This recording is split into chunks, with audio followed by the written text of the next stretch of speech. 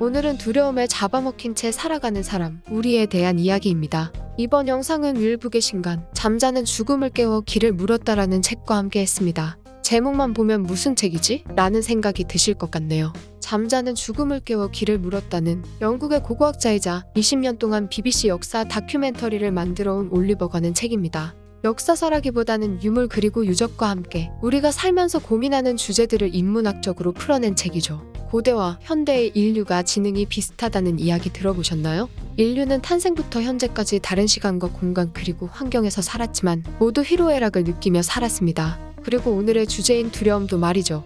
오늘 영상은 책 잠자는 죽음을 깨워 길을 물었다에 나오는 내용 중 한 파트를 같이 본다고 생각하시면 됩니다. 썸네일에 나왔던 페루에서 심장이 파헤쳐진 채로 발견된 제물로 쓰인 149의 어린이 사체와 유물을 통해서 말이죠.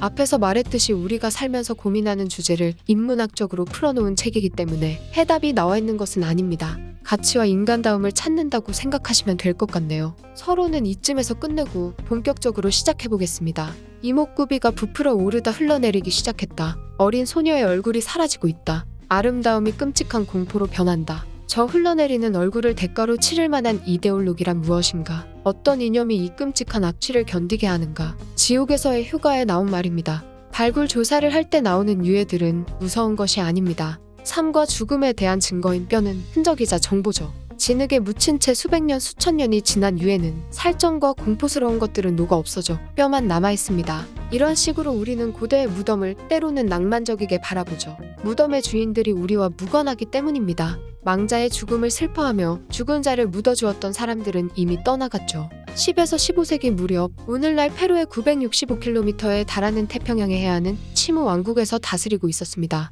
치무인들은 바다의 황금 아래서 태어난 타이카나무가 자신들의 문명을 세웠다고 믿었죠. 믿지는 않지만 우리도 단군 신화라는 게 존재하는 것처럼 말입니다. 치무 왕국은 전성기 시절 수도 찬찬의 인구수만 4만에 면적이 20제곱킬로미터에 달할 정도로 번영한 왕국이었습니다. 도시의 주민들은 대부분 보물을 생산하는 수공업자였죠. 잉카 문명이 주변의 왕국을 삼키며 세력을 넓히기 전까지는 페루에서 가장 위대한 왕국이었습니다. 2011년 페루의 해안마을 우앙차키토의 주민들은 모래사장에서 뼈를 발견하게 됩니다. 소식을 듣고 달려온 고고학자들은 이곳에서 140명분의 어린아이와 200마리의 라마 유해를 발견했죠. 그런데 이상한 것은 모든 어린아이의 갈비뼈는 탈구되어 있었고 가슴뼈에는 칼자국이 남아있었습니다. 갈비뼈가 탈구된 것은 심장을 꺼내기 위해서 갈비뼈를 열어젖힐 때 남은 흔적이었죠. 유골 전문가들은 아이들이 죽기 전까지 건강한 상태였고 충분한 영양도 섭취한 것으로 보인다고 했습니다. 무덤 근처에서는 일렬로 되어 있는 발자국도 남아있었죠. 아이들이 차례로 줄을 서서 이 장소로 들어갔음을 보여주는 흔적입니다. 결정적인 증거는 두개골과 뼈에 묻어있는 붉은 안류였죠. 붉은 안류는 희생의식이었다는 것을 보여줍니다. 의식은 잉카어로 카파쿠차인데 해석하면 엄숙한 희생이라는 관습이죠. 이 의식을 잉카에서만 했던 것은 아닙니다. 중남미 문명에는 어린아이와 성인을 제물로 바치는 관습이 수천 년 동안 존재했습니다. 잉카인과 아스테카인 그리고 마야인들은 모두 사람을 제물로 바쳤죠. 16세기 초반 스페인의 정복자들은 중남미 대륙으로 진격해오고 있었습니다. 이때 아스테카인들은 영토 확장에 운임을 쏟고 있었죠. 아스테카인들은 정복한 땅의 주민들을 절대 죽이지 않았습니다. 오히려 그대로 두었죠. 이렇게 하면 기존 땅의 주민들은 자연스럽게 봉기를 일으킵니다. 아스테카인들은 이때 침입해 누구든지 죄수로 취급하고 데려가 의식의 제물로 사용했죠. 적을 생포의 제물로 쓰려는 아스테카인들은 적을 말살에 굴복시키려는 스페인에게 상대가 안 되었습니다. 게다가 아스테카인들은 당당하게 스페인과 맞서지 못했습니다. 두려움 때문이었죠. 전투에서 진다는 두려움이 아닌 신 때문입니다. 아스테카인들은 오래전 아스테카 문명을 창조하고 사라졌다는 케찰코아틀이라는 신을 믿고 있었죠.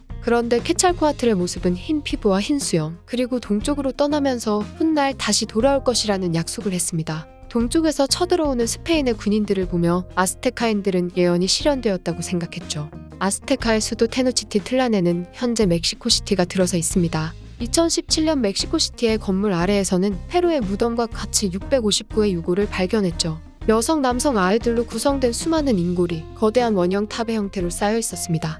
스페인 정복자들은 중남미의 경이로운 도시와 어마어마한 규모의 인골로 만든 탑에 질겁했습니다. 반면에 명분도 생겼죠. 스페인은 원주민의 삶을 파괴하고 기독교 신을 위한 성당으로 정당성을 부여했습니다. 스페인의 정복자들은 남쪽으로 향했습니다. 남쪽에는 잉카 제국이 있었죠.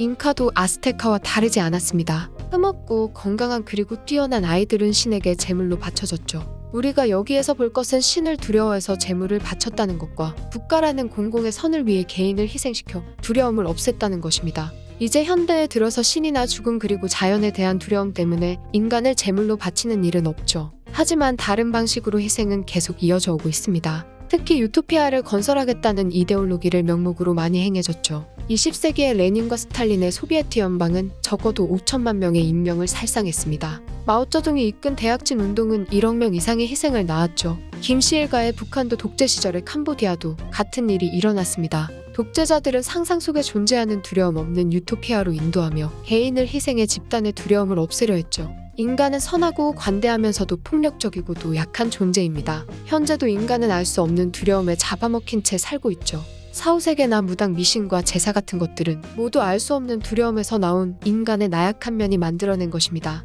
두려움을 없애고 싶은 마음이죠. 제사는 전통이라는 점에서 조금 다를 수 있겠네요. 윌북 잠자는 죽음을 깨워 길을 물었다와 함께한 이번 편은 여기까지입니다.